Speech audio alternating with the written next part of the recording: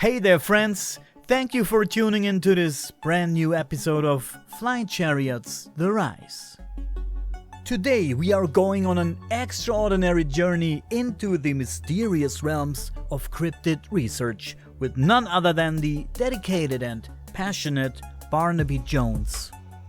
Barnaby is a cryptid researcher who is on a mission to unravel the mysteries of creatures such as Bigfoot and the Dogman. With a heart full of curiosity and boundless enthusiasm, Barnaby has dedicated himself to the search for the unknown, exploring the uncharted territories where myth and reality collide. What sets Barnaby apart is not only his relentless pursuit of these cryptids, but also the interesting results he achieves in the process, such as footprints etched into the ground or captivating photographs that capture these cryptids. So come on and follow us, guys, as Barnaby Jones takes us behind the scenes of his captivating world.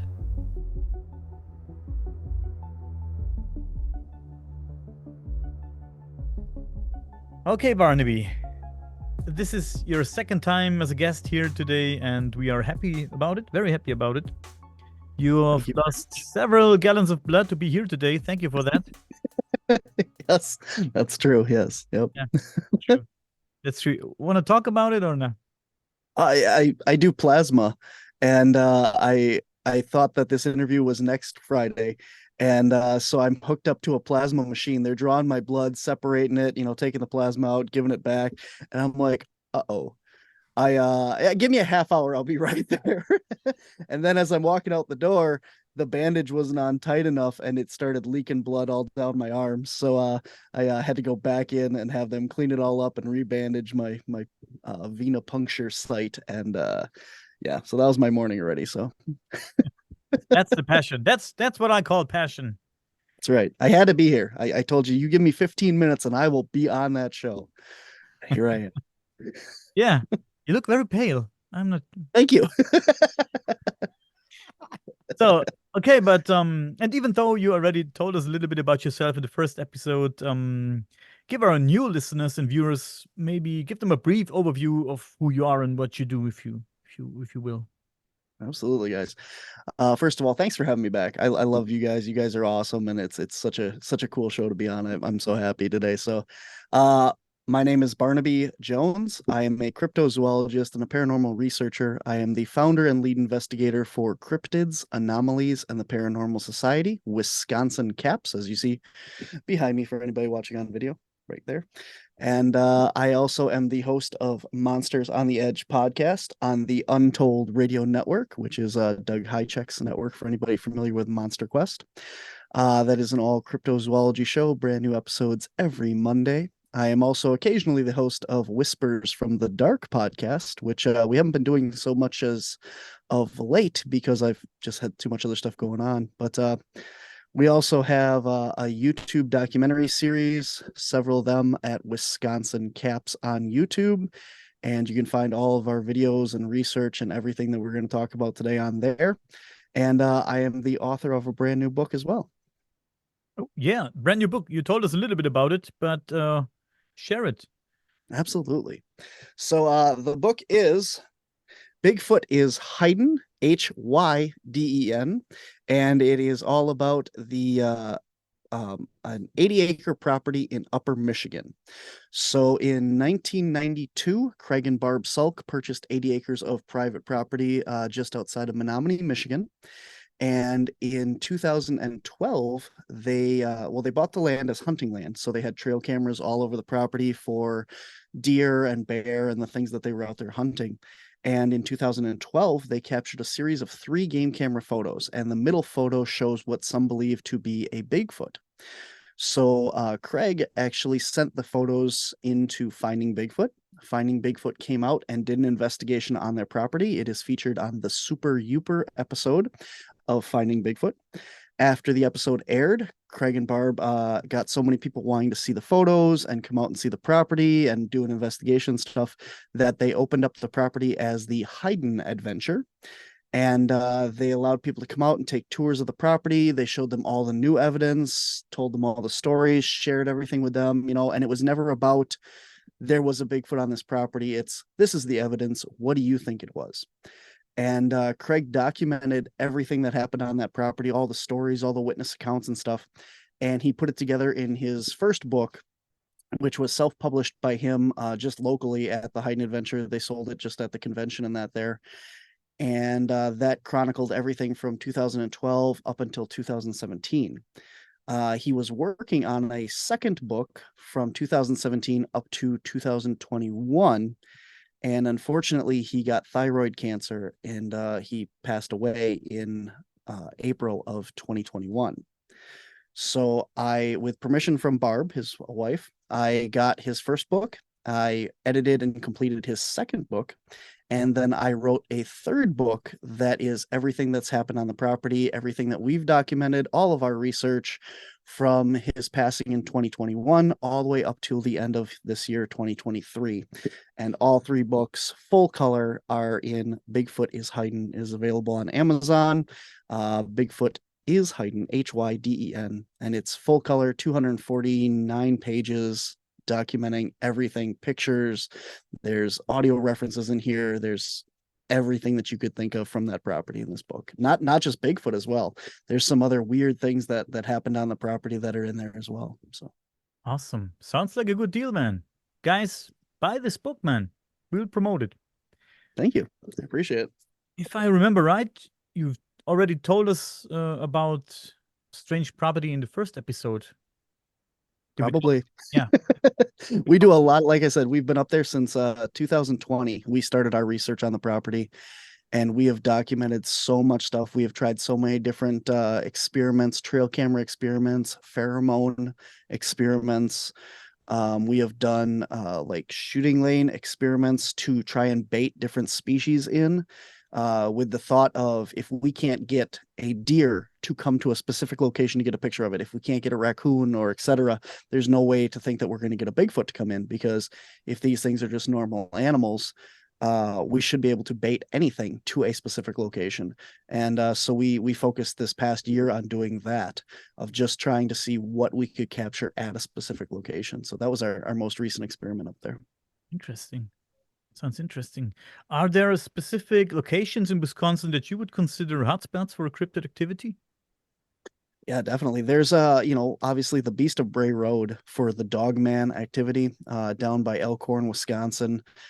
There's also a lot of sightings for people in Wisconsin here of the Dogman around like Horicon Marsh area, and the northern and southern Kettle Moraines for Dogman. And Bigfoot, you have the Chequamegon National Forest.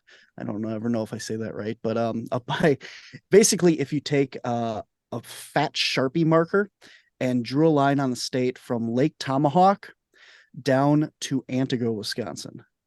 If you drew a fat line across the state covering that, you would hit almost all the hotspots that we have gotten reports out of, and that encompasses Mountain, Wisconsin, Rhinelander, Wisconsin, and some other areas in there. And that's where we've gotten the most reports in the last couple of years. Since you mentioned the Sharpie thing, have you noticed patterns or trends in cryptid encounters in Wisconsin compared to other regions? One more time. Have you noticed any patterns? Patterns. Okay.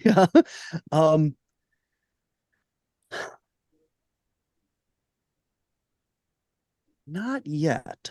We're working on that. We did a whole project where we gathered a lot of data to try and figure out if there's a certain time of year that more sightings happen, if there's a certain area, very similar to what they were trying to do with the first episode or the first season of Expedition Bigfoot.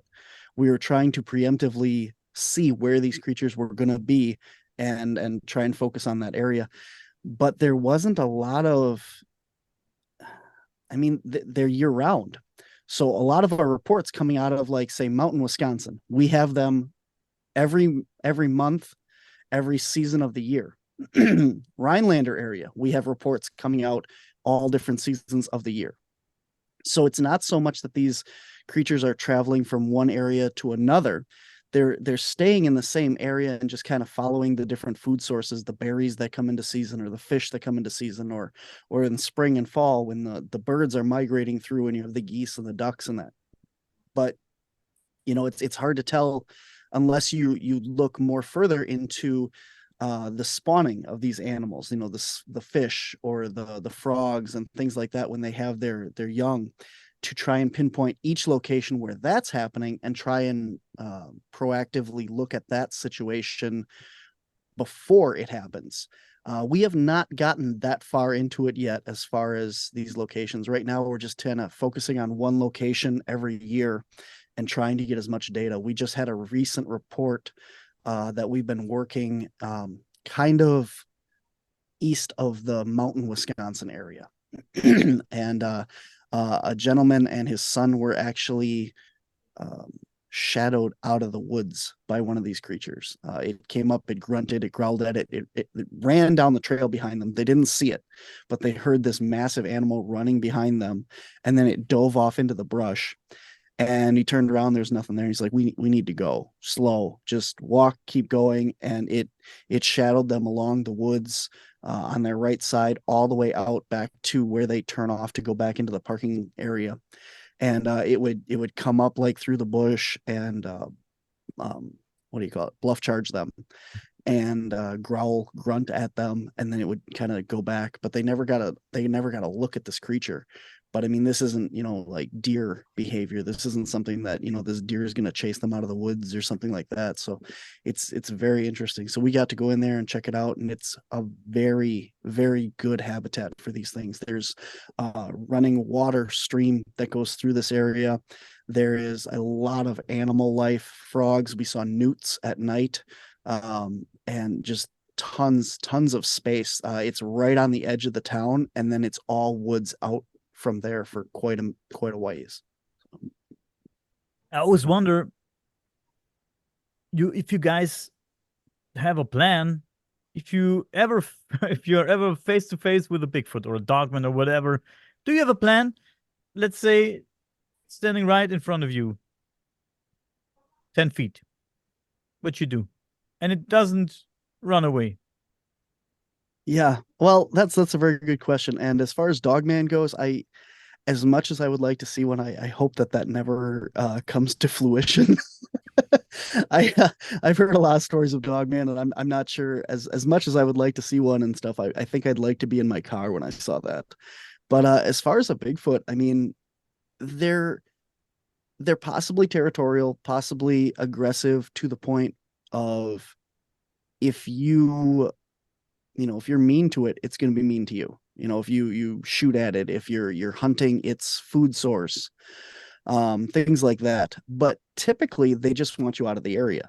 So they're going to like in this instance, they're going to bluff charge you, push you out, kind of chase you out of the woods. And I would like to think that in the instance that I was walking down a trail and one stepped out in front of me and just stood there, I would probably stand there and stare at it for as long as possible, because anytime we go in the woods, I have GoPros and cameras on me. So I'm getting a very good look, a very good video, provided that all my equipment stays running and working, which, is the curse of Bigfooting and that. But that's the nice thing, because I don't have to worry about pulling out my cell phone and taking a picture. I'm recording wherever I go, whatever I do out in these areas, because you just never know. You're always going to have that instance where something steps out in front of you, you get a glimpse of something out of the corner of your eye, and it's on film. No matter what, it should be on film, to the point where even when we go out, every one of us has a camera, and some of us even have two cameras, depending if we're shooting during the day or the night, because then we have night vision cameras, and then we have the regular GoPros for audio quality. And if you have a flashlight or something on, you're going to catch it on there as well. So you're going to have hopefully at least two angles of whatever you see, whatever you hear. And at the point that I'm standing there staring at this thing, I would probably stay as long as I felt safe. And at the point where this thing kind of, again, you never know until you're in that instance. But a lot of the people say that this thing will, stare at you, grunt at you, bluff charge you. And if you don't back down, we'll typically just back off and walk away. If that isn't the case, then I would probably slowly back away from it until I felt safe enough that I could, keep going and turn around and leave. But, as much as, everyone says, you're out there to capture evidence, you're out there to find these things, at a point, you need to leave an area. And there's been instances when we're out doing Bigfooting or paranormal or what have you, and we leave because something happened and it was an unsafe environment, or you just get that feeling that you need to be out of here or something's going to happen. And people say, well, if you're out there to find these things, why didn't you stay? Well, because there's a time and a place for everything. And at some point, you don't know what's going to happen, and there's always another day. So, for instance, we did the property Lee Hample's hayfield a couple of years ago, and we just redid this. So that's coming out this year on our YouTube channel. We're going back to Lee Hample's field, which, for anybody not know what it is, it's basically like Skinwalker Ranch here in Wisconsin. It is just this very mundane property. It's a big hayfield about the size of a football field, nothing else. It backs right up to Bray Road, and he's had everything from UFO activity to Dogman to portals to weird orbs of light. And the first time we were out there, something came in, and our van at the time had backup batteries and solar panels and all this equipment to keep itself running for all of our equipment. And whatever was there shut down all of our equipment, drained all of our batteries. And there's no reason why that should have happened. And so we left. We got out of there. And everyone's like, well, why did you leave? You were scared. And we're like, you know what? If you're there to document evidence and all your equipment for documenting evidence goes down, what are you left with? Stories? And I mean, everybody has stories. And what does that get you? It gets us no closer to evidence, no closer to documenting these phenomenon and finding answers, because all it is just another story at that point. So we got out of there. And it was safe. It was the right choice to be made. And we got a lot of evidence. And we got a chance, like I said, to go back out there again this past year. And let me tell you, it did not let down. We have a really cool episode. It'll be out midsummer. I think in the July area is when that episode's going to drop on our YouTube channel. And it's it's definitely going to be worth watching. Wow, I'm excited already. Awesome. Yeah, we'll keep you guys out there updated about the episode. I'm pumped to see it. So when you guys go out there, are you armed?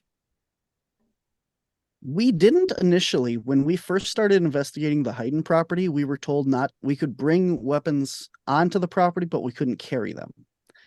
It was Craig's feeling that these creatures could see that you had a weapon and they wouldn't come around if you did.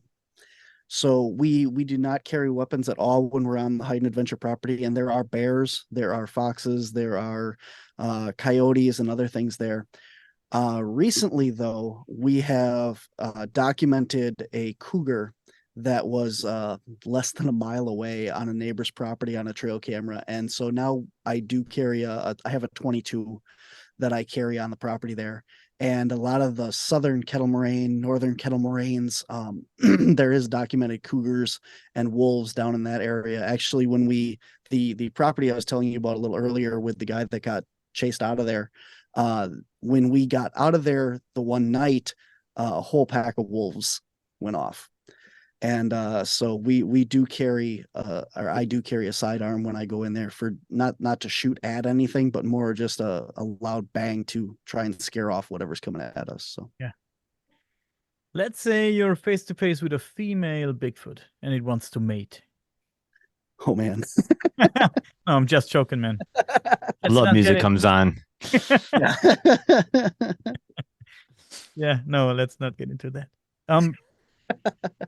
Let's talk about the color comes back into my face though for that. Yeah. Blood's rushing in again. Let's talk about a few specific cryptid cases in Wisconsin that stand out for you as, let's say, particular, intriguing, or mysterious.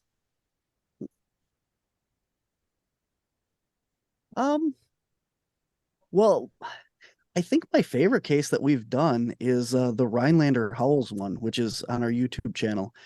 And it was, these guys were in an apartment building right across the river from this nature center there.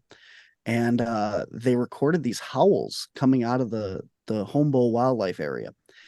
And we went out, we did an investigation, and while we were there, we had rocks thrown at us from across the other side of the Pelican River. And the next day, we went over there and we started looking around, and we actually found 3 distinct sizes of footprints there. And so we were able to document that there was 3 different individuals in that area at the time. Now, about 20 minutes up the road in Harshaw, Wisconsin, we also had another witness at the exact time period of this that had one come on his property, go up on his deck, lift his trash can off his deck, carry it over into the side yard, take the lid off then, not before, and then separate his trash into 3 different piles and carry away all the food scraps. That one left a footprint alongside of his house, and it is a 4th size. So within a matter of a month time frame, we knew that there was 4 different creatures all within this 20-mile radius of Rhinelander, Wisconsin. And we've definitely kept up on that. But after this was in March of 2020, and by May of 2020, anything that was happening in like Rhinelander proper there just disappeared. It was, my guess would be that this was a family group that was moving through for the winter. Maybe they had territorial dispute or something and got pushed out of wherever they were living, or housing development came in, pushed them out, or some reason they were moved out of where they were living. And for a little while they had come and they were kind of hunkered down in this woods, because we found ungodly amount of footprints in this area. I mean, we were able to track them from one side of the Humboldt Wildlife Area to the highway. And then at which point you had to cross a 4-lane highway, and then it was not public access on the other side to the other woods over there. So we weren't able to track them all the way into where they were over there. But you could track them from, there's a beaver dam at one area, and they had gone down and they were like watching this area and down in that area. And then they went up and they went over the hill and then out towards the highway, and they came down towards the river on the other side, where we had ducks and geese coming in and bedding down in the backwaters and stuff of this river for the evenings. And the guys that were living across the river there in the apartments had been kind of documenting this stuff as well while they were there. And they said that these things would come down and throw rocks at the ducks and geese, trying to kill the ducks and geese that were there. And then that's what they were eating. So yeah, that was a very interesting case that we worked. Holy shit. Knock out geese with a fucking rock. Probably take a whole geese head off. Holy shit. I have 2 questions about that. First, you're talking about throwing rocks. We hear that a lot. Bigfoots are known to throw rocks. People say that all the time. If they throw rocks, I mean, they have to stand somewhere to throw the rocks, right? And you can tell, maybe not exactly where they are, but you can tell from which direction the rocks come. Do you go to this spot and check it for maybe hair or footprints, or I don't know, maybe check even the rocks for, I don't know, it might be expensive, but are there people out there who do take, let's say, DNA samples from these rocks or these sticks? And the other thing would be, you're talking about these footprints. Do you think that the Bigfoots are aware of these footprints, that they leave footprints? Do they sometimes cover them, or don't they care? Or I think that they are aware of their footprints, and they try and avoid leaving them if possible. What we think happened the night that we had these rocks thrown at us from across the river, they started a fire on our shore, and they had never done that before. So they had this little fire pit that they had made behind the garages of the apartments. And for whatever reason, we think that because they could see the fire and they knew that we were out there, they were afraid to come down and hunt or something. I mean, there was a lot of different things that led up to that night. When we got there, they had documented what had happened with the howls and the recordings, and they sent them into the Singular Fortean Society here in Wisconsin. Tobias Wayland runs that, and Tobias wrote up this whole report about their encounter and their story. That's when I got a hold of it and I contacted them to go out.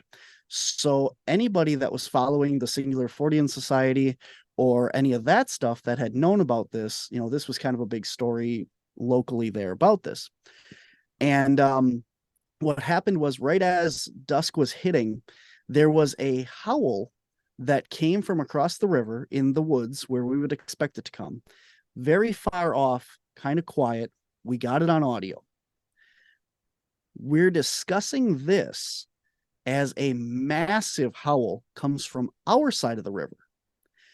And what that was some little punk kid in a car that came down there to howl at these creatures. And our team was spaced out along the edge of the river. There's a dog walking trail there. So we know for a fact that this guy had done this. So whatever's on the other side of the river, there's a couple factors of why this thing came down. One, we had the fire, like I said, which has never been happened before. And a lot of these people say that this fire draws them in because they're curious about it, or, they're wild animals. If there's fire in the woods, they don't want that, kind of Smokey the Bear kind of thing. They want to come put it out, be safe, or get the heck away from it, because this is dangerous, so they come down to investigate it. Then you have this aggressive howl that this person did out of the car that could have added to the aggressive of throwing rocks. And then you also have the fact that they were out there cooking meat all day on a grill, which is this massive amount of smell going over there. And who's to say if these things are attracted by the smell of meat or not? But all of these factors go into the fact that this is what happened that night.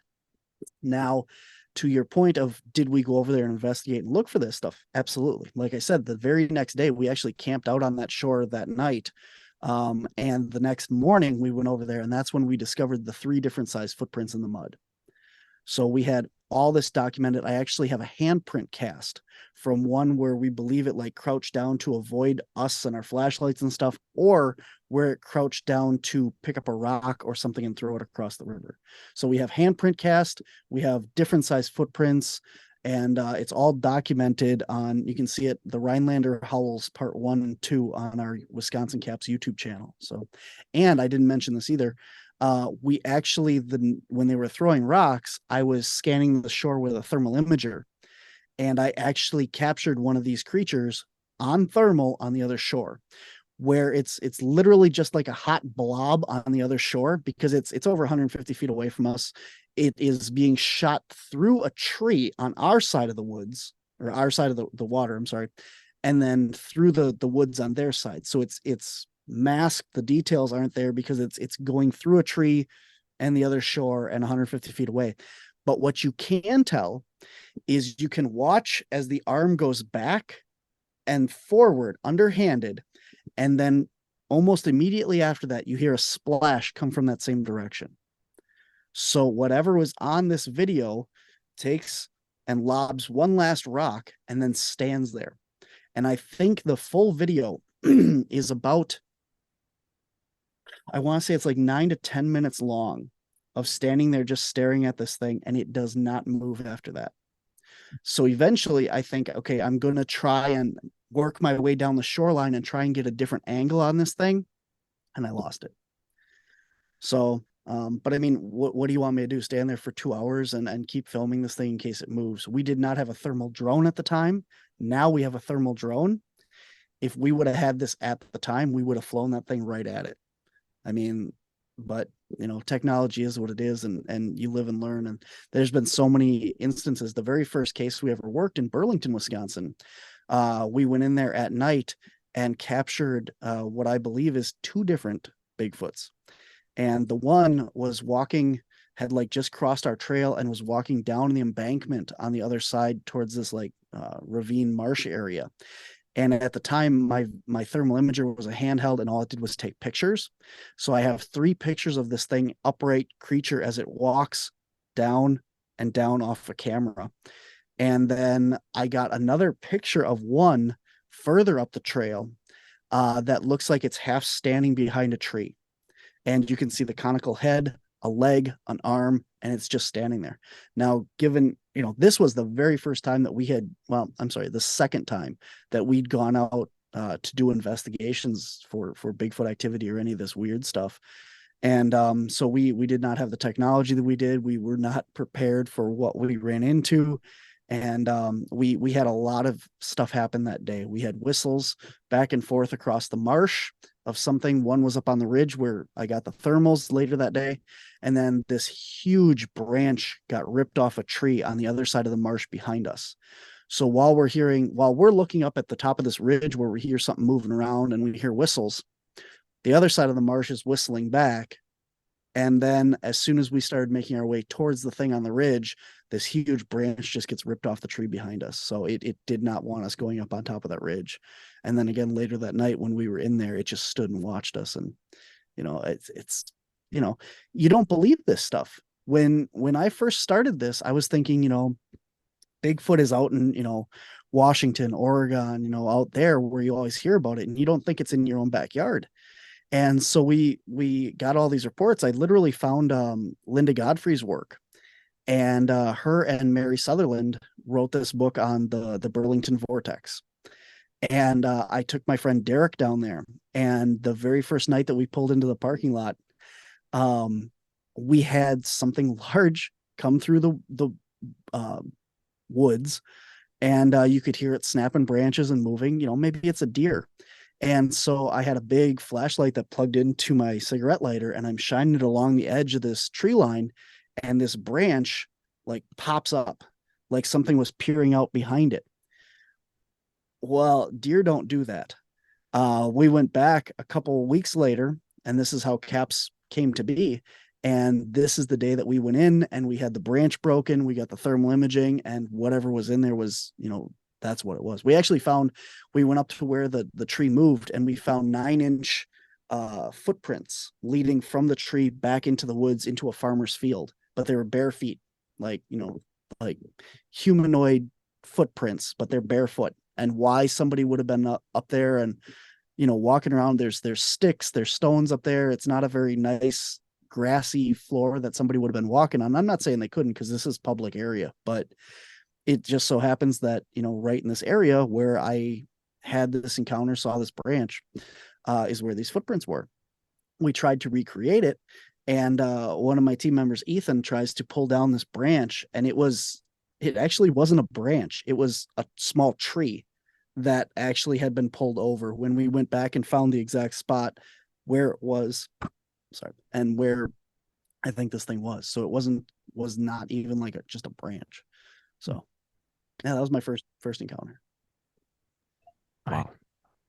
I've heard reports of teenage Bigfoots. I have reports of adult Bigfoots, of course. I heard even of older Bigfoots, but to this day I've never heard about baby Bigfoots. How do you think they raise their youngs? I think they're very similar to other great apes. I mean, there have been reports of babies or very small adolescents that cling to their parents. I believe it's the Freeman footage actually possibly shows one clinging to the mother as it walks off into the woods. Doug Hychek recently did cleaned up the footage, I think, and really brought it out, and you can see what looks like another small creature clinging to it. And there's been others. I can't remember off the top of my head some of the footage, but there's been some other cases where there's one footage where it looks like one is up in a tree, the baby, and it swings down, and the mother kind of grabs it and pulls it down out of the tree. I can't remember what that footage is called, but there's that one as well. But there are definitely the little Bigfoots out there, and it's not, you got to start out somewhere. I was gonna say there's one other recent footage of, I think, a couple were on a train. I don't know exactly where it was. I don't know if you saw this footage. They're on a train and they saw this Bigfoot just walking along this hillside, and it just casually sits down and watches the train go by. And they're like, "What the hell is that thing?" Is that the one out of Colorado? Yeah. What's your opinion on that one? I have to be honest, that footage is not real. That No? Okay. The train footage from Colorado was what we believe is there's a RV camping place there, and their mascot is a Sasquatch. That's and really they send the Sasquatch out onto this area of the train to, wave and smile at people and stuff or what well. have you. And Again, how bogus is that? For the they deny it hardcore. up and down. But if you Okay. zoom in on that footage and you look at their Facebook and some of their social media stuff, the exact mask Mm, and facial wow. features of what's in that video are what's Sure. portrayed in their Again, costumes. that's what the work you had to do to find what's real and what's not. So again, Better I was just people than curious. I me just know spent that the was one time of to the track recent that down. that's just one of the recent videos that came out. I was just curious on what your opinion was because I don't think we talked to you since that video I popped know. up. But no, again, very curious. And there was another incident to it. Skeptics and a lot of people who were saying was that guy who found that skull. It was like a gorilla skull. If you want to talk more about that, or Yeah. Well, here's the thing. I can't think of the guy's name right now. But yeah, so he put out this video and it shows that he found a primate skull in the woods and he bags it and he sneaks it through customs and he tries to portray this. Now, a lot of people got on his case because they said, you're hoaxing all this. And for the purpose of his teaser trailer of it, he absolutely did portray it as he found this. But I did go and watch his actual episode and documentary of the skull.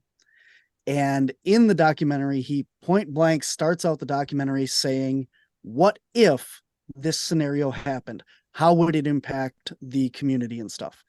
And so then he goes through the fact of this recreation of saying, guys, look, I found this skull. And they're like, oh man, don't touch that, leave it there. And he's like, oh yeah, I'm not going to take it.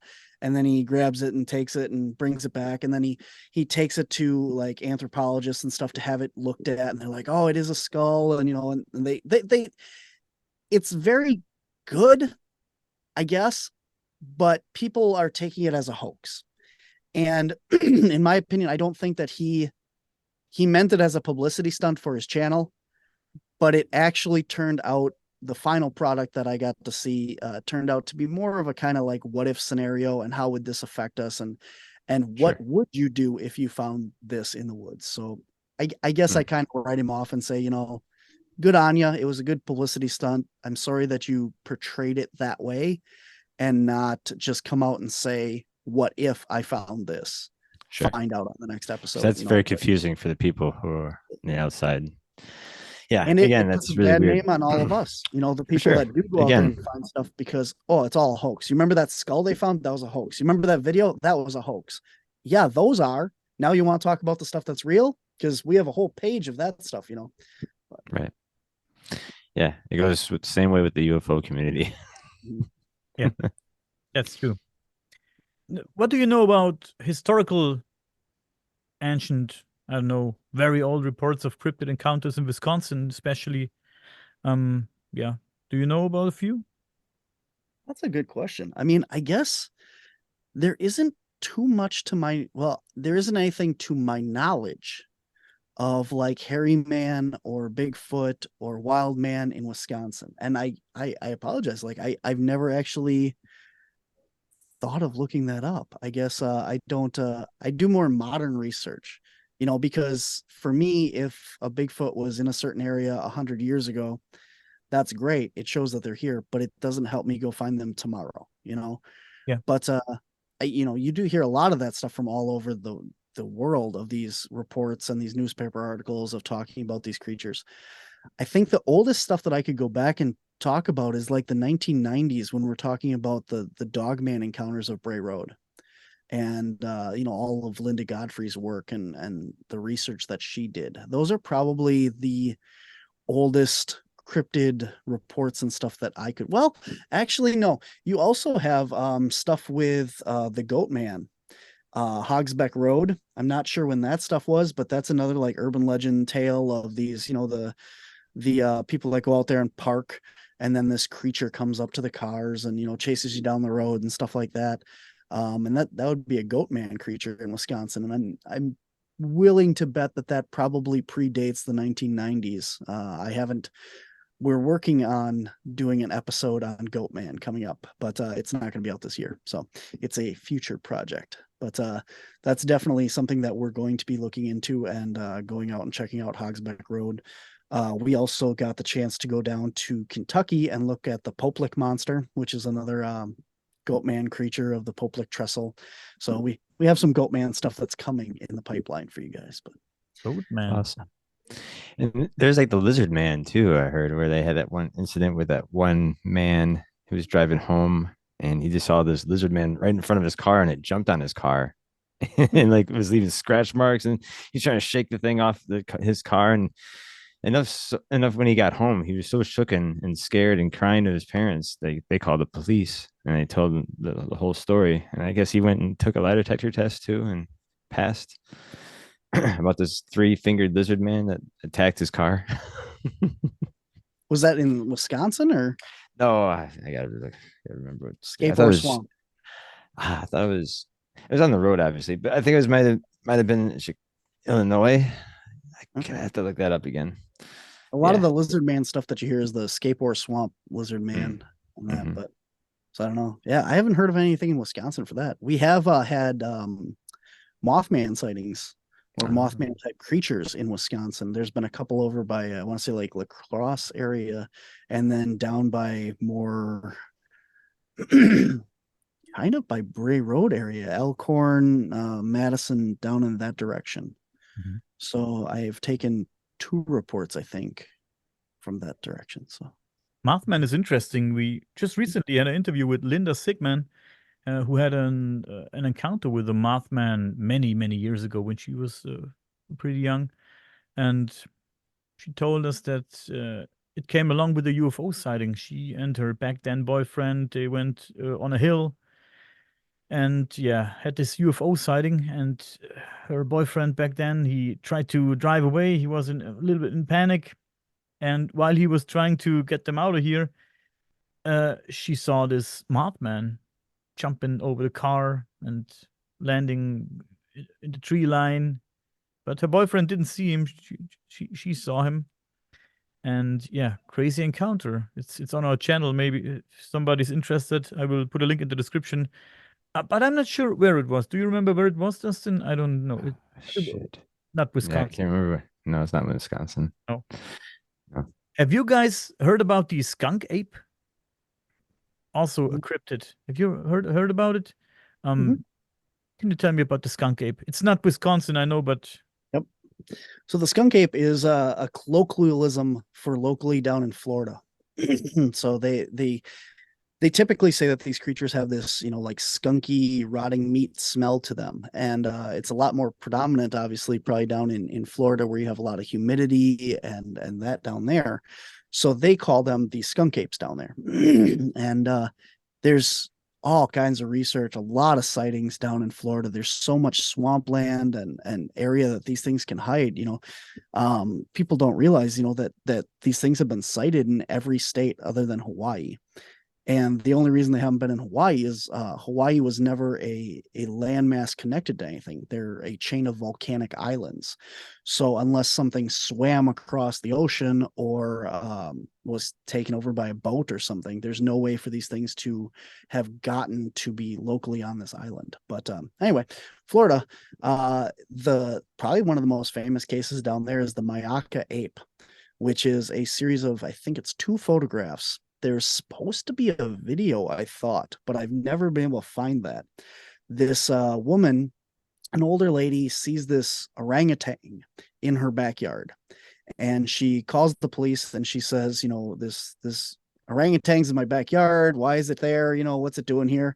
And she goes out and I heard she takes a video, but I've never seen that. But there is 2 photographs that she has of this creature, and it's kind of like breaking off a palm frond or something and like chewing on it, and then the next one's kind of hidden behind it.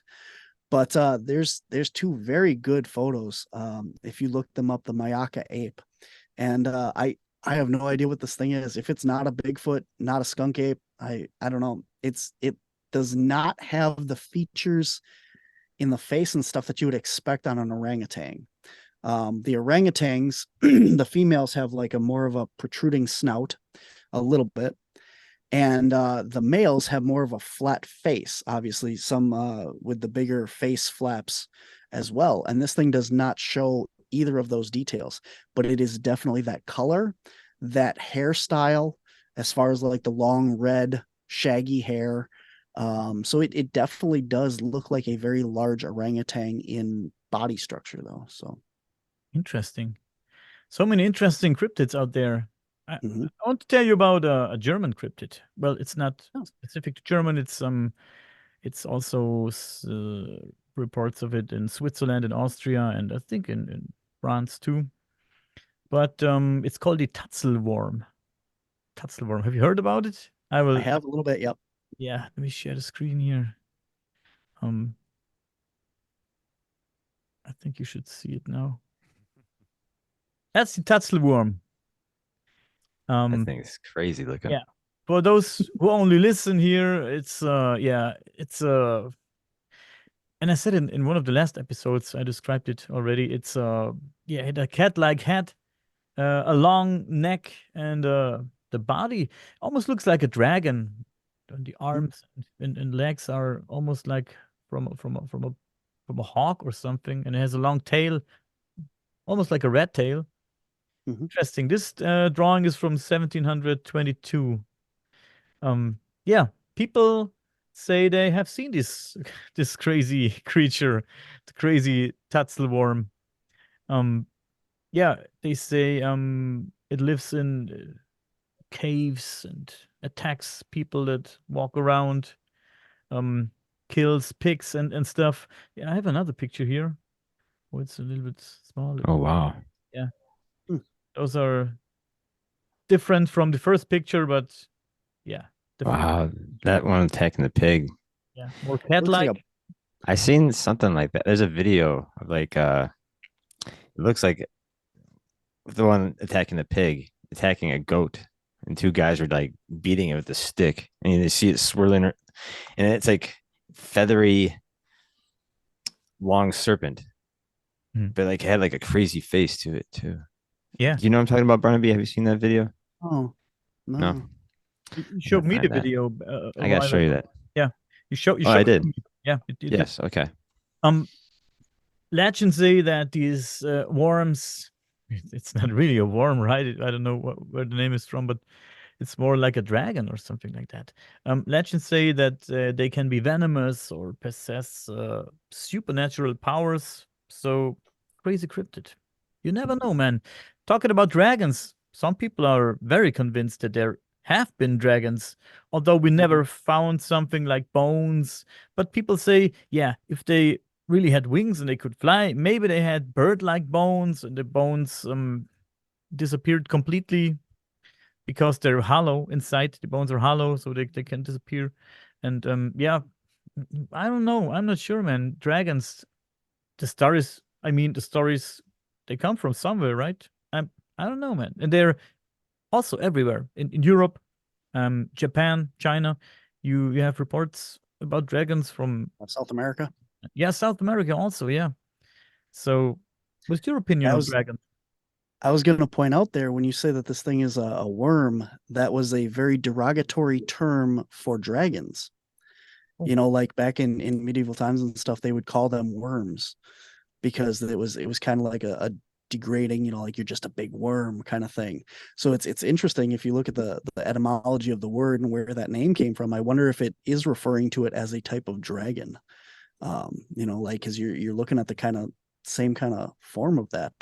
There's also a dinosaur, and the name escapes me. I apologize, but there is a long-necked, long-tailed, kind of like a Dimetrodon without the fin, but with a long neck, low to that nature, that looks very similar to that creature as well. So you never know. But as far as dragons go, you know, like you said, they've been reported all over the world. There actually was a dragon reported right here in Wisconsin, according to Linda Godfrey in her book, and she writes about I think two or a whole family of them that flew over Green Bay, Wisconsin.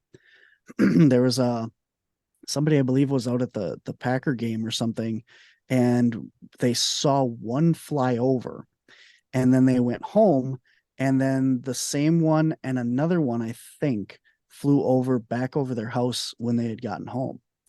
So you never know. I mean, these things, if you're looking at these animals, they're so big, so massive, that when you think about how far an airplane or something can travel in a matter of a couple hours, these things could be, living up in the mountains somewhere and come down for food, come out to stretch their legs and just make one lap around a couple states and come back. If they can just glide or something, they could be very much real, and you just never see them, because even in ancient times, there wasn't like a million dragons out there, because they were hunted, they were killed. So I mean, and this is all like basing on the fact that, our ancient history and stuff and our folklores have basis in reality. Well, if these things are eating your livestock, I mean, let's look at just modern day. Look at the wolf population. When these things are coming in and killing your livestock and eating them, they were hunted to extinction in a lot of areas in the United States. And even over in like Australia and stuff, you had very similar things with the thylacine that was coming in and hunting, the farmland and all that stuff and killing livestock. So people just didn't care. They went out, they put a bounty on these things, and they killed them. So you look back into, ancient times and stuff. If you have a dragon that's coming out and killing half of your flock in one night, obviously you're going to go send somebody out to kill one of these things, whether it's right or wrong in, today's world. But back in the day, that's just what you did. You took care of what mattered to you, and to heck with, what was right or wrong, or, ecological, I guess. So if these things did exist, as many cultures and civilizations believe, they were worshipped, the Aztecs, the Chinese, all of these different, civilizations, and again, when you're looking at these things, you're talking about, we don't have a fossil record for them. Well, not every dragon could fly. They're these large reptilian creatures. What if these things were still relic populations of dinosaurs? We have a massive fossil record of all these prehistoric reptile creatures or bird type creatures. And all it takes is one of these that's carnivorous and is going around eating your livestock, and they're going to hunt it to extinction as well. So you could have a couple, very few animals still exist. Now, the other thing that I found is really interesting, you're looking at, Jurassic Park. One of the really cool things about Michael Crichton is a lot of his books and his research and everything have basis in reality. And one of the things in Jurassic Park talks about is the fact that certain species of animal can reproduce asexually, which means they do not need a male or a female. They can also change their sex. So you have a lot of reptilian and a lot of amphibian species that can asexually reproduce, basically make a clone of themselves if there's enough food, enough resources, but just not a mate for the time.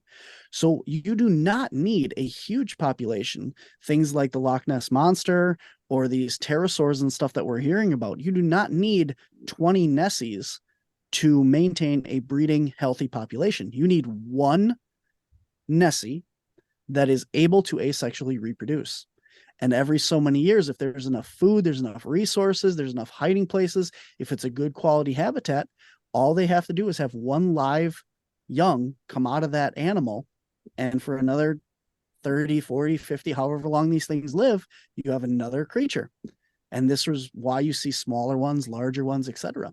Now, I'm not saying this is what's actually happening or this is what's out there, but it opens up a lot of realm of possibilities when you realize that you don't need a huge population of these creatures to reproduce. You only need one that is capable of doing that.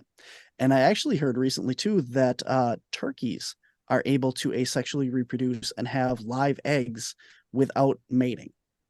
So wow. There's a lot more to delve into there, but that's the gist of it. So go ahead. Yeah, I was gonna say that the Congo is still reporting dinosaurs out of there. So again, it's the possibilities are endless, especially in spots like that and other Texas. Yeah. Texas is reporting little velociraptor shaped creatures running downtown in some of their smaller cities. Oh shit. There's actually what do you call it? Ring door cam footage and stuff of some of these things.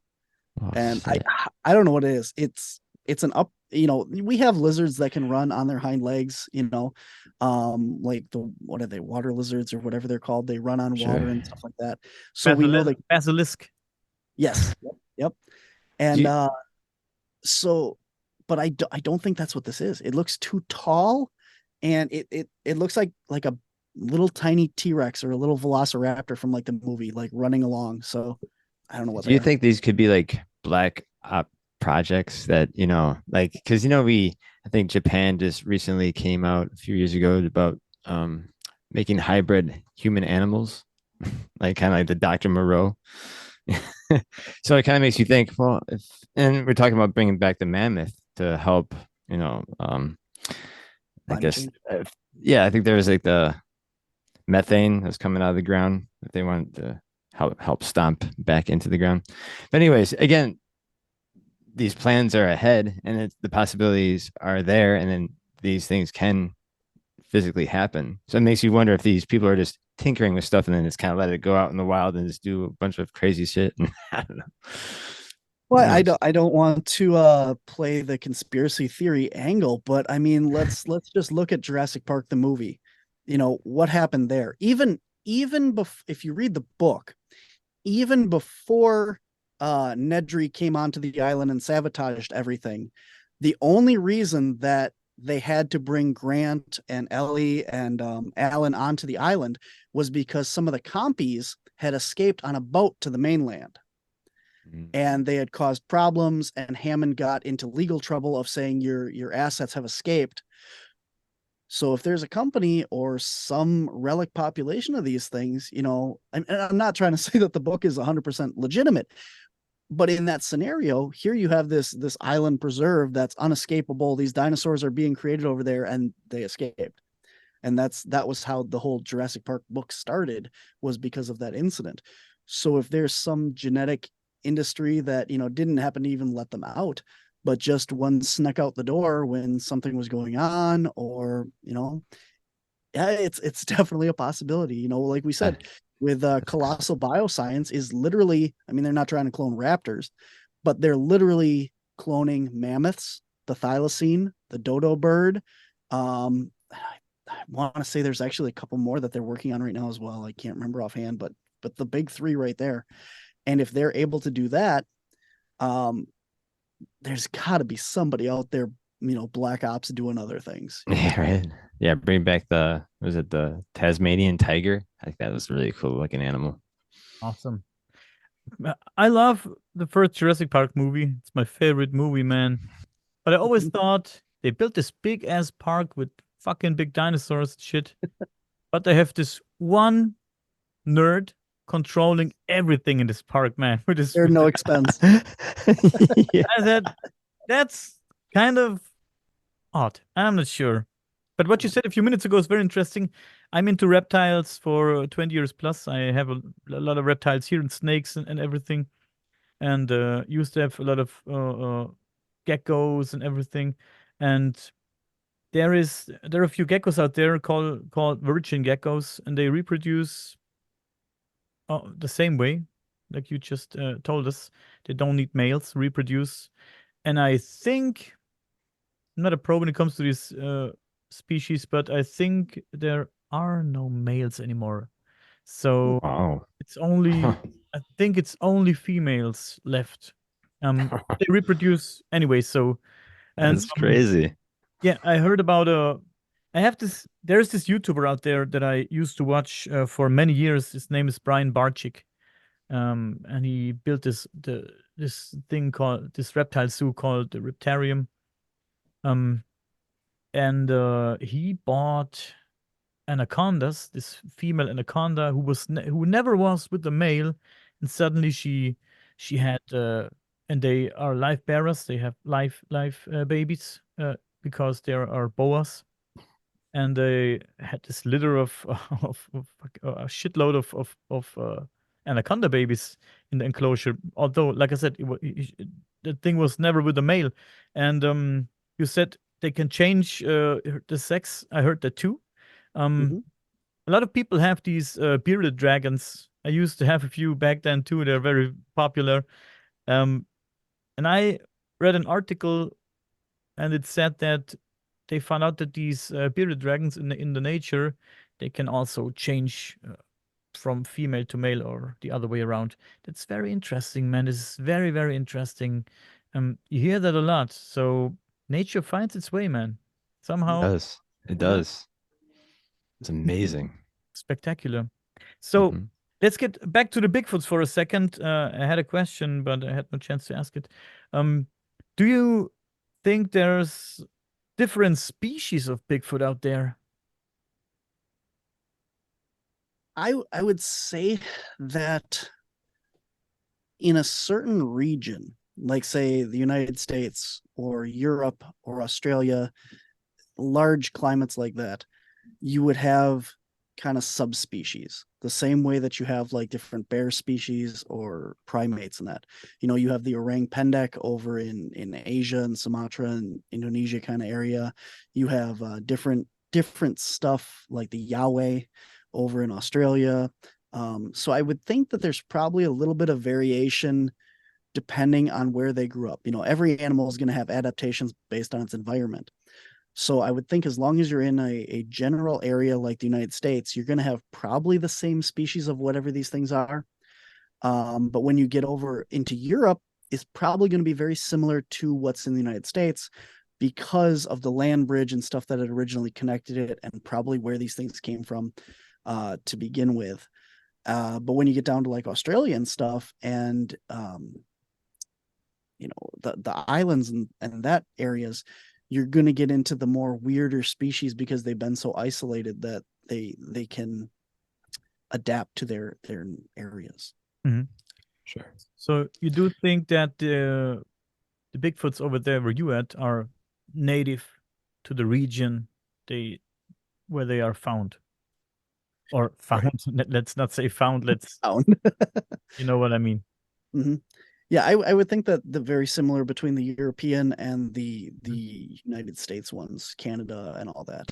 But then like even when you get down into Mexico and South America, you have very different stuff as well. So but again, you're looking at different climates, different areas of where these things are. But I mean, as far as Europe and the United States are probably very similar. Your climates are all very similar. Your habitats are very similar because you're all in the same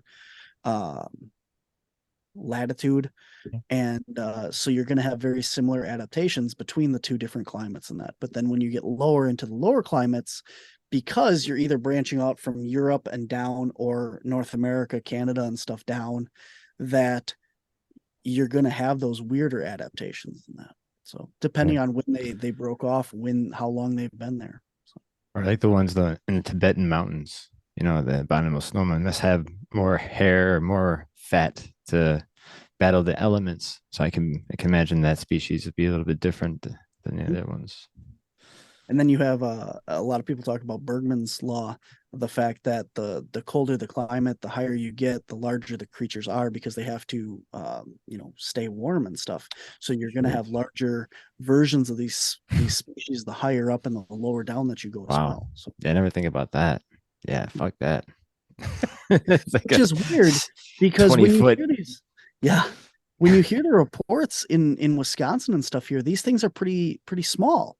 And then when you hear the reports from down in Texas, you're getting the 9-10 foot tall ones that people are reporting in Texas and Oklahoma and down in that region, and the more aggressive ones.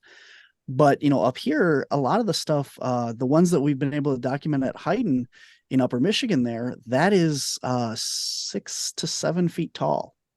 The one that we've been able to capture on photographs and stuff and get the footprints and stuff from. So they're not that big up here. Or maybe this one's just a juvenile or a female, because again, females tend to be a little bit smaller in all the primate species. Yeah. See, that's the pattern I always talk about or ask people, are there patterns? This is what I mean. That's the interesting stuff. It's very nerdy to collect data like that, but it's interesting and it might be very important in the future. Who knows?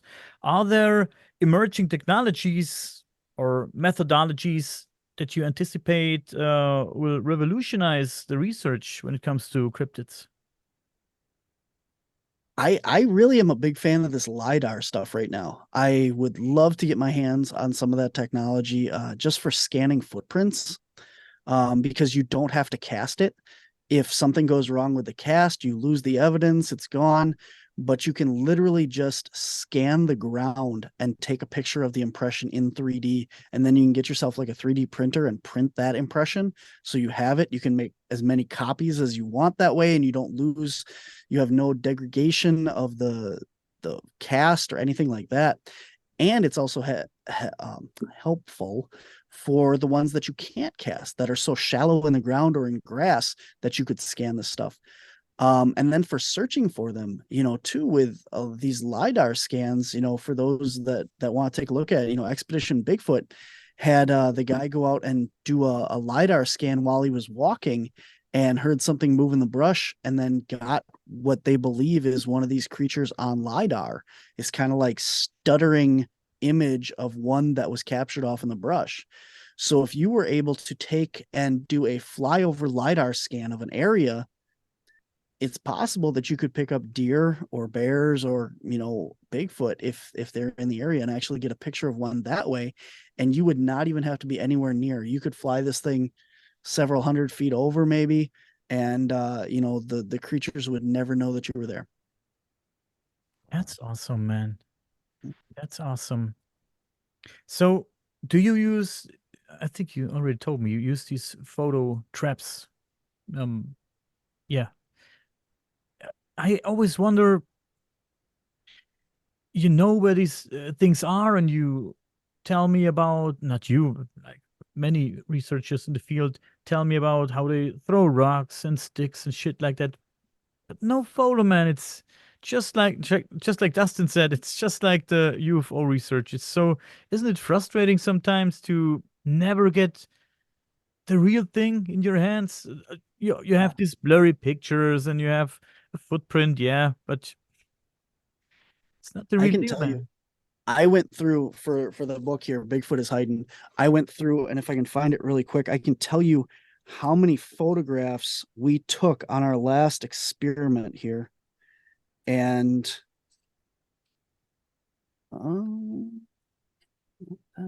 here, so we had 155 video clips off of trail cameras in 5 weeks, and 7,098 pictures was the last experiment that we ran. And that was just with 4 cameras. We did another one here, if I can find that. And that one was the pheromone chip experiment. And that one was greater. We literally surrounded an entire area. 11 cameras, and they captured 30,787 pictures. Fuck, man. And I have gone through every single one of those. That's why it took so long to write the book. And you can see some of the stuff that was captured in there, obviously in the book and that. And, with all that being said, with a reasonable grain of salt, I would say in 10 years on the property, we've possibly caught a Sasquatch creature 4 times on trail camera. And that includes the original one and one that is just weird hair that is in the image. And then 2 that I would say are probably also Sasquatch. But again, you don't know. They could just be pareidolia or something like that. But yeah, so in 10 years, and I mean, we'll say conservatively 500,000 photos, because Craig and Barb ran trail cameras on their property year round, since, I don't know if since 1999, but way back, going that far, they were on the property and hunting in that. So you have, what is it, 20 years, 30 years? I don't know what that, 30 years of trail cameras on that property. Yeah. And they've gotten 4 pictures. So, but that's not saying they're not out there. There are a lot of people that have come forward, and I have seen some very convincing pictures of trail cameras and videos and dash cam footage But the problem is people don't want the ridicule. They don't want to be known as that guy. And they don't want to be laughed out. They have day jobs. They don't want to be the person that, oh yeah, he saw a Bigfoot. Yeah, that guy's crazy, or whatever. Or legitimate, police officers or lawyers or doctors and stuff. And then they have this encounter and they're never going to tell anybody publicly that they've seen these things because their whole reputation is based on that. So there's a lot more evidence out there that people don't realize. Evidence. We need proof, man. We need proof. We need the real. What is proof? A body? What do you want? Yeah. Yeah. So let me get into this. Excuse me. Let me get into that just for a few minutes. All these pictures, okay, they're interesting, they're cool, just like the UFO pictures. We have some very good UFO pictures, but give these UFO pictures to a researcher. Give them to, I don't know, give these UFO pictures to NASA, give them to Harvard University, give them to the newspapers. Okay, let's not include them. But what you do, the majority of people, they won't believe it. They won't believe that this picture is real. The same with Bigfoot. This is what I mean when I say, isn't it frustrating sometimes? And you experience stuff yourself. You've been thrown with sticks and shit and sticks and stuff.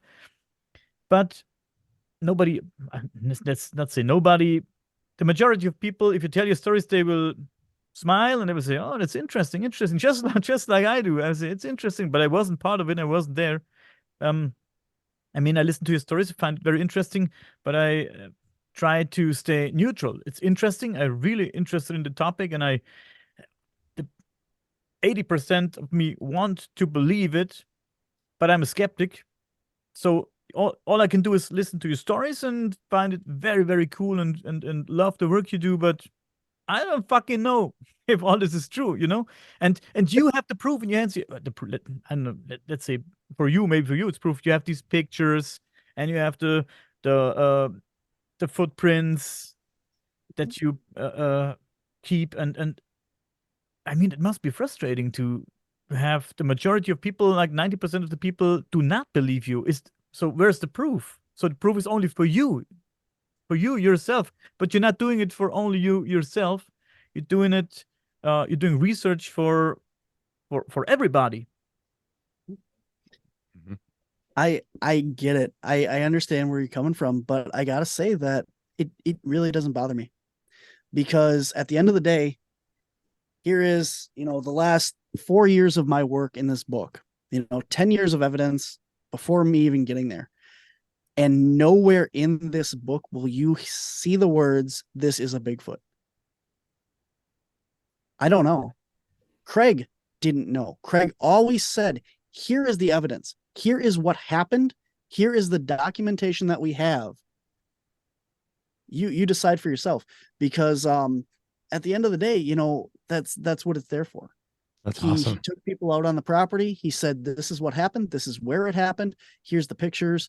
Here's the story. What do you think? Because, sure, Craig could be wrong. I could be wrong. Here's a picture. What is it? Do you know? Because if you do, great, tell me. If this is something that makes sense to you, if you know of an animal that makes this noise and we didn't, oh, well, okay, then it's, an owl, or it's this bird, or this weird frog, what have you. But if you don't know those things, turn on a fan. I'm sorry. If you don't know those things, you're never gonna get the answers. You have to be open to being wrong. You have to be. I'm not out to convince anybody. I told you we found footprints. Maybe somebody was out there walking around with no shoes on.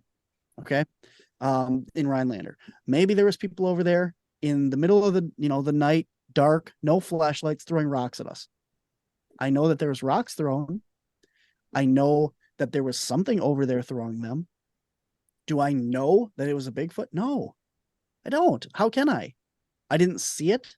And even if I did tell you I saw it, there's nothing to tell you that it wasn't a person in a suit from that far away. I can't be sure of that. So no, it does not bother me. What bothers me is people who refuse to look at the evidence. If you just say, well, the Patterson-Gimlin film was a hoax and that's all I care about. Everything after that was just made up.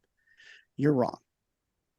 Because go back and look at all the evidence, look at the scientific, stuff that literally some of this audio, researchers and, people who know more about audio than a Bigfoot researcher have analyzed this stuff and said, no person could physically make these sounds.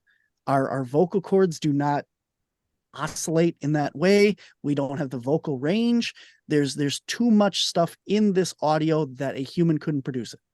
So what did it? Well, no, it's not a Bigfoot. We don't know what it is, but I can tell you what it isn't. And that's just as good for me, because we're saying that even if this thing isn't Bigfoot, you take away the name, what is it? There's something. Something is leaving footprints. Something is showing up on thermal imagers. Something is throwing sticks, throwing rocks. Something is out there, and that's what matters. You know what? I really like about your team too. You have a skeptic on your team, so it's another guy who's just kind of double checking you, anyways, too. So I think that's even cooler on your part to even have a guy that is skeptical to be coming with you and be like, "No, I heard that before." He put his own spin on it. Again, I love your approach, because that's again the independency, the people who are just and generally interested in this topic want to learn more and want to go explore these places themselves, and then before they do that, watch you go to these certain spots, and and you give them tips of how maybe better ways of upping your chances of running into Bigfoot. Again, fucking awesome, dude. This is what it's all about, man. And let's bring all these people together, and you travel around the United States, dude. Man, I was so impressed when you came to my house with your Ghostbuster van, dude. I was like, my neighbor's gonna be tripping. Like, what's going on here? No, just let the head turning it does, and then you open the back of the van, and it's just like all decked out with like expensive equipment, and I'm like, I was just so blown away. I was like, you are so dedicated, bro. I'm loving it, dude. And I think you find people like me who support you in that way, and we'll just keep promoting what you do, and yeah, because it's people like you that's going to be finding these answers, or Yeah. It's not the people who are just sitting at home on the computer looking at videos like, is that real or not real? Fucking go out there and fucking check it yourself, motherfuckers. You could have bought the van. I just sold it. Oh, did you really? Yeah, we sold the van. Now I have an RV. Oh man. Yeah, I have a dope full ass van though. And the 26 RV foot is long dope too. RV. Yeah. Yeah. But to that note, I want to tell you too that, for every episode that you guys see, every hour-long documentary on our thing, aside from all the filming and the travel time and stuff like that, just the editing of one episode, for average 10 minutes of that episode is 4 hours of editing minimum. Yeah. And the reason why is because when I want to talk about like the paranormal for a little bit here, because I am still a skeptic. I believe that there's life after, and there's so much stuff that we've documented. I know this stuff is out there, but not everything is paranormal. So when we get this audio clip of this EVP or something, every person on my team now, when we do paranormal, has a camera or a microphone. And every person, I can go back and listen to their audio for a specific time. So if I hear a voice in the background, I can listen to every single person on my team, no matter where we are in the building, outside the building, upstairs, downstairs, and I know who said what and where they were, and I can rule out any of that audio.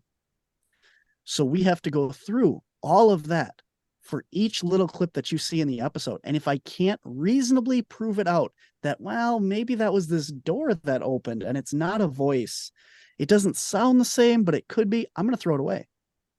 So whatever you see on these episodes, I want everyone to realize that, to the best of my knowledge and the best of my team's knowledge, this is legit. Like, whatever you see here on our episodes, we've ruled out to the best of, it is not somebody outside talking. It is not some car that drove by. It is not a door opening in another part of the building. This sound came from nowhere. So, or this light or what have you, whatever evidence is in there, even Bigfoot and stuff like that. When we go out, we have, for every episode you see, there's probably 3 to 7 camera angles minimum of what went into that show. So, it's a major production. So I just wanted to say that, it's a lot of work. Yeah. Yeah. Daniel knows. Daniel does so much editing, his head is gonna fly off. I'm not doing as much as you do, but yeah, I know it's a lot of work, and you have my respect for that, definitely. And these episodes look very good. They look awesome, They do. And I will put all the necessary links in the description, guys. I think we will wrap it up for today. It was awesome to talk to you again, Barnaby, and I hope we can do this more often. Absolutely. I appreciate you guys. You guys are both awesome. Dustin, it was awesome meeting you in person, and your story's so cool. And I love all the respect and all the promotion and sharing. I mean, like you do so much for us here in Wisconsin. So I really appreciate that. Oh, that means a lot to me. Thank you. And Daniel, thank you so much for inviting me on. It's always a pleasure to talk to you as well. And someday we got to hang out and come check out some cryptids and stuff together or something. Yeah, we gotta get Daniel here to the US. Yeah, that would be cool. That would be cool. I will do that one day, definitely. But for now, I need to put Dustin back in his cage. Thank you, Barnaby. Thank you. Thanks to everybody who made it this far in the podcast. And see you next time. Please, Barnaby, stay with us for 2 more minutes, okay? absolutely.